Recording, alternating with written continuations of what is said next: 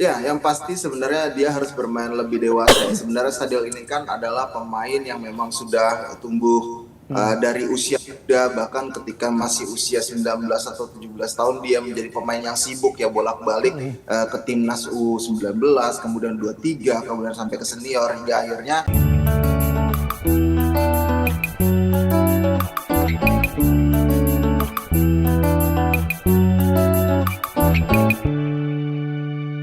Selamat pagi, Bung Pagi. Rais. Wah, suaranya ya. Selamat pagi Tommy dan Iya, Jaki, selamat pagi. selamat. Nah, Nah, Bung Rais, semalam Ya. laga Persib harus berakhir dengan hasil imbang secara dramatis nih ya. Sukses cetak gol lewat penampilannya Sadil, tapi akhirnya kebobolan menit-menit akhir nih. Bung Rais ngeliatnya gimana nih penampilan Persib semalam? Iya, memang di laga semalam Persib Bandung sebenarnya ada dua hal. Yang pertama, pada babak pertama mereka seperti terdikte oleh Persik Kediri. Mereka bermain menunggu, kemudian melakukan counter attack cepat.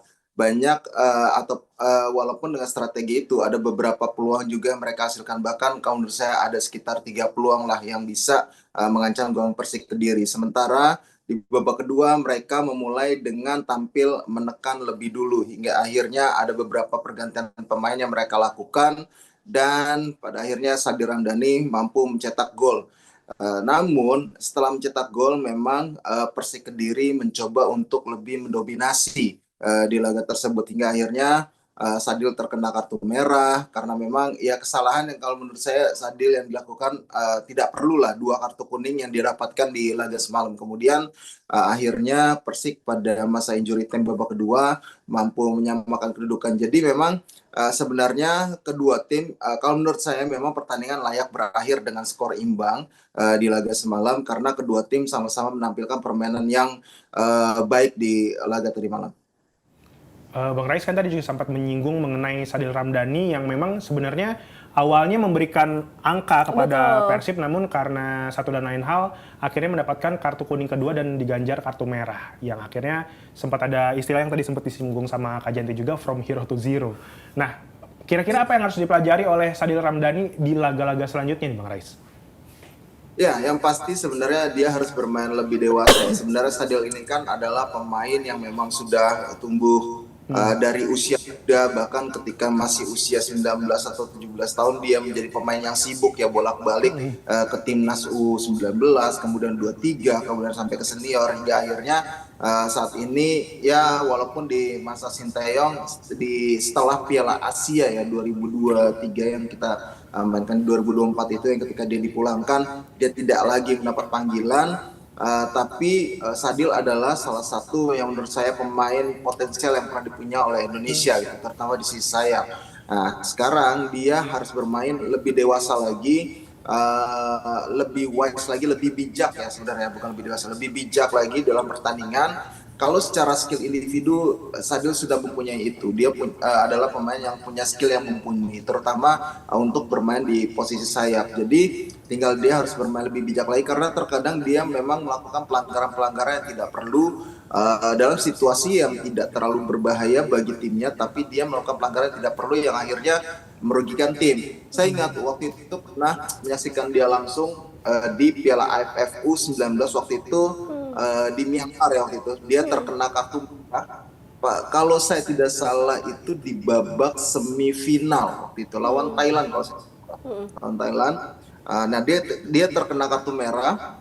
Ya akhirnya malah justru kita bermain dengan 10 pemain ya walaupun kita bermain menyerang tapi akhirnya kita kalah juga gitu. Tapi memang di situ dia banyak belajar setelah itu bermain dia akhirnya terus dipanggil dapat panggilan timnas sampai ke senior dan ya saat ini ya mungkin kemarin situasi di lapangan dia ingin membuktikan ya tapi saya rasa kurang bijak lah kemarin apa yang dia lakukan di pertandingan melawan Persik Kediri. Nah, Bung Rais, sorotan bukan cuma datang ke Sadil, tapi beberapa pilarnya Persib yang tampak tidak dimainkan oleh Coach Bojan ya. Ada Eliano Reinders, Al Federico Barba. Ini kalau menurut Bung Rais, alasannya Coach Bojan mencadangkan mereka tuh buat persiapan lawan Persija atau ada Alasan alasan lain nih?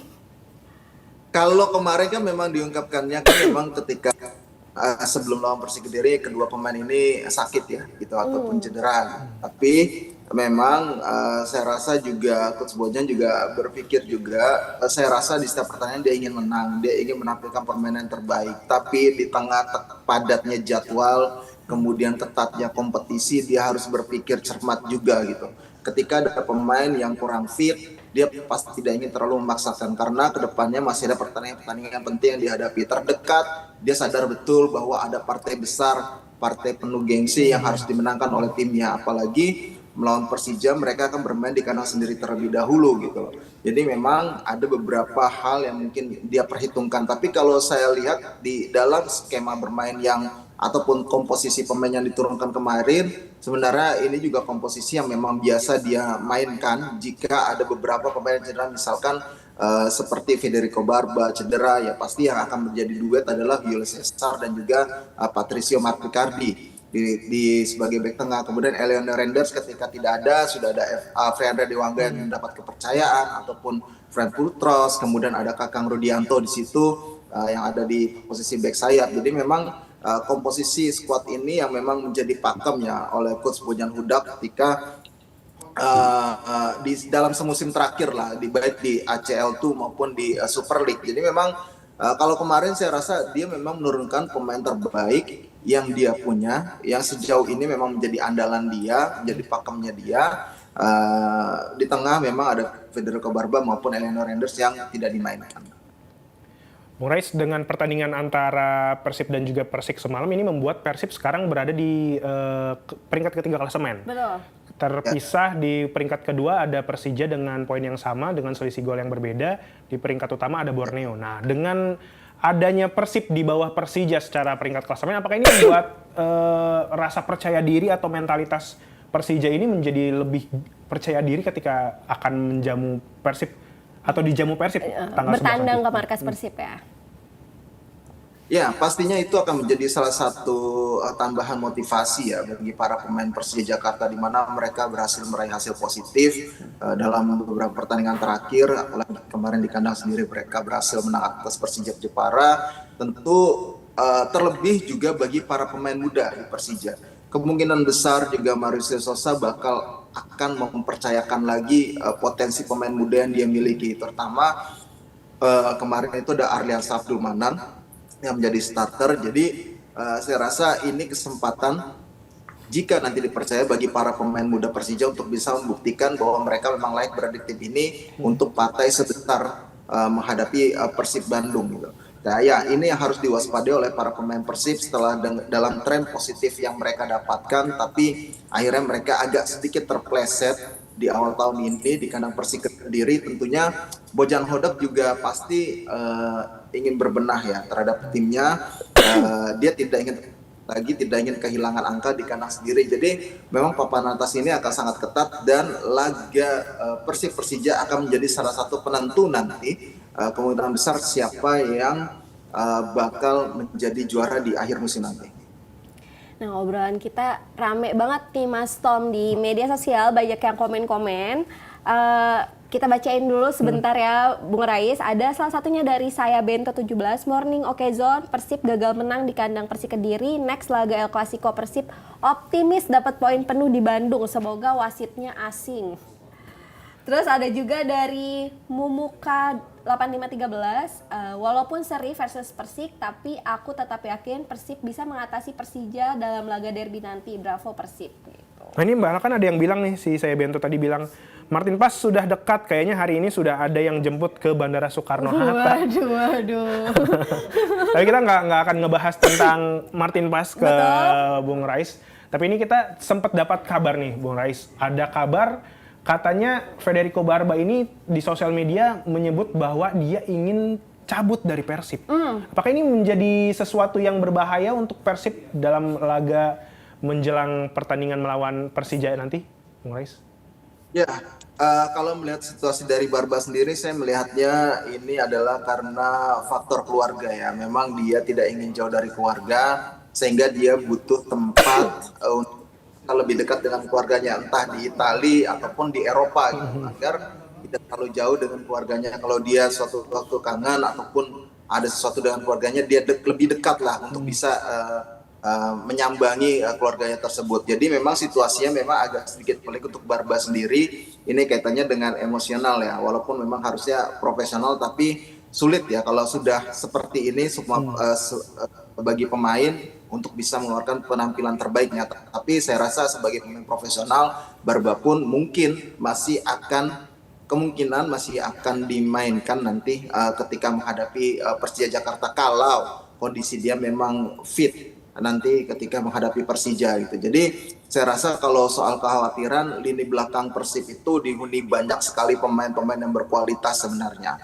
Cuma kan kalau misalkan Barba hilang, kedalaman squad mereka pasti akan berkurang gitu. Butuh ada pemain ganti lagi yang kualitasnya setara dengan mereka karena ketatnya kompetisi yang saat ini mereka hadapi. Kemudian di ACL tuh juga kan mereka sudah masuk fase yang lebih tinggi dan pastinya lebih berat untuk bisa dijalani. Kalau kedalaman squad mereka tidak semumpuni sekarang, akan cukup berat juga nantinya gitu bagi Bojan Hodak dalam mengutak-ngatik komposisi pemain untuk bisa tim ini tetap konsisten ya di jalur kemenangan. Jadi memang tidak mudah kalau misalkan nanti Persib memang kehilangan Barba, harus sudah ada opsi pengganti siapa nih pemain berkualitas, pemain asing yang bisa menggantikan Federico Barba. Walaupun memang di secara materi pemain di lini pertahanan bahkan Fran Putros pun bisa dimainkan di bek tengah. Kemudian Dewangga juga bisa seperti itu. Masih ada Alhamra Hanusa juga yang masih belum mendapatkan menit bermain gitu di Persib. Jadi memang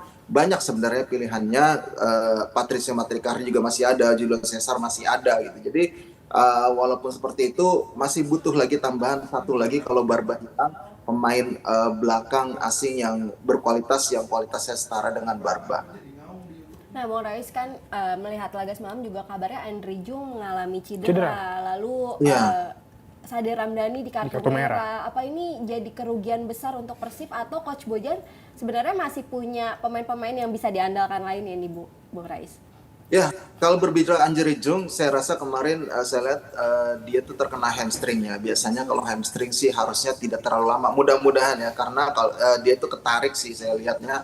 Ya mudah-mudahan tidak terlalu lama cedera yang dia alami. Kemungkinan besar kalaupun separah-parahnya bisa 2 minggu berarti dia akan absen menghadapi Persija. Tapi sekarang Persib sudah punya Ramon Tengkiu yang sudah mulai gacor nih di depan gawang lawan gitu. Jadi dia sudah mulai tajam dan sudah bisa terus menjadi andalan sebagai mesin gol bagi Persib selain dengan Andre Jung. Jadi saya rasa tidak ada masalah untuk lini depan Persib saat ini. Kemudian Sade Ramdhani juga di sisi sayap masih punya banyak ya Persib pemain di sisi seperti itu gitu. Ada bahkan Sadil kan masuk sebagai pemain pengganti Beckham Putra yang kemarin sebenarnya sempat mengalami cedera lah, akhirnya digantikan gitu loh karena kram gitu. Kemudian masih ada Berginho juga di situ. Jadi memang kehilangan 2 pemain ini harusnya tidak terlalu mengkhawatirkan juga bagi Coach Bojan. Cuma nanti ketika pemain-pemain yang menggantikan, misalkan kalau Beckham masih ada lah Berginho segala macam. Nah, ketika Ramon Tengkiu ini mungkin sedang off day, nah ini yang mungkin harus diutak-atik lagi nih sama Coach Bojan. Apakah nanti harus akan diposisikan pemain nomor 9 lagi, kemudian bergantian dengan Tom Haye, bahkan bisa lebih dimajukan nanti mainnya. Nah ini yang akan diutak-atik oleh Coach Bojan Hodak nanti. Bung Rais, apa sih yang harus diwaspadai oleh Persib menjelang pertandingan lawan Persija nanti supaya jaga-jaga supaya Persija mungkin tidak bisa mencuri poin dari atau mencuri gol dari Persib? Yang pasti permainan ngotot dari para pemain Persija ya, karena kalau saya lihat pada musim ini Persija sendiri juga mencoba untuk menjadi tim yang bermain dominan di setiap pertandingan dengan filosofinya dari Mauricio Sosa. Kemudian para pemain asing mereka juga punya permainan yang ngotot dan cukup keras juga ya. Jadi memang itu yang harus diwaspadai oleh Persib Bandung terhadap Persija Jakarta. Nah, nanti jelang laga Persija yang bentar lagi bergulir nih, Bung Rais prediksinya gimana nih dari skuad sampai ke skor? Ya, kalau dari skor saya rasa Persib tidak akan banyak melakukan perubahan komposisi pemain, begitu juga Persija ya. Kalau misalkan bisa fit gitu loh di sisi Persib sendiri, kiper masih Teja Pakualam, kemudian di lini pertahanan kalaupun Barba tidak main, duet yang semalam dimainkan itu pasti akan menjadi andalan. Di sisi kiri dan kanan kemungkinan besar Eleanor Renders mungkin sudah bisa bermain di laga tersebut. Dewangga bisa saja menjadi cadangan atau bahkan Kakang yang menjadi cadangan nanti. Jadi tinggal memilih saja Coach Bojan. Kalau melihat dari trennya sih kemungkinan Kakang yang bisa jadi akan menjadi cadangan dan Dewangga akan dimainkan. Karena Dewangga ketika dipercaya dalam beberapa pertandingan terakhir termasuk pertandingan semalam tuh tampil sangat baik banget gitu. Kemudian di lini tengah ini saya rasa akan terjadi pertarungan yang ketat di lini tengah. Persija punya Van Basten Sosa, Alan Lima, kemudian ada Hanif juga di situ yang tampil cukup baik dalam beberapa pertandingan terakhir walaupun sebagai pemain pengganti juga. Saya rasa perang di lini tengah ini akan menjadi kunci di laga Persib lawan Persija nanti. Di lini depan Persija yang agak sedikit lumayan ya masih kurang lah gitu. Walaupun ada Ekser untuk Kahu juga di situ, tapi saya rasa lini depan Persib ini yang agak lebih tajam lah kalau dibandingkan dari Persija Jakarta. Kalau lini belakang Persija juga saya rasa sudah mumpuni ya, Rizky Ridho, Jordi Amat, kemudian masih ada Hansamu juga yang terkadang bisa menjadi pemain pengganti di situ gitu loh. Bahkan masih di posisi penjaga gawang juga punya Carlos Eduardo ataupun Andri Tani, tapi kemungkinan besar Carlos Eduardo akan dipercaya lagi. Jadi memang saya rasa yang akan menjadi kunci di laga Persib dan Persija nanti adalah pertarungan di lini tengah, karena begitu punya kalau Persib punya pemain yang kreatif seperti Tom Haye, kalau Persija punya pemain yang keras seperti Van Basten Sosa, walaupun Persib juga punya Mark Klok juga ya, tapi ini kita masih tunggu juga nih kondisinya Mark Klok bisa fit atau tidak gitu loh di laga lawan Persija Jakarta. Jadi kalau secara prediksi sebenarnya saya melihatnya ini kemungkinan laga bisa berakhir dengan skor imbang. Skor imbang. Berarti kedua klub memiliki angka yang sama ya? Betul. Oke. Baik. Terima kasih Bung Rais atas informasinya dan ilmu-ilmunya. Semoga ini menjadi pertandingan yang menarik di tanggal 11 nanti. Terima kasih Bung Rais. Selamat pagi, selamat beraktivitas dan salam olahraga. Salam olahraga. Salam olahraga. Stay updated. Info terkini masih banyak. Jangan lupa subscribe, like, dan share YouTube official OKZone. Dan selengkapnya ada di okezone.com.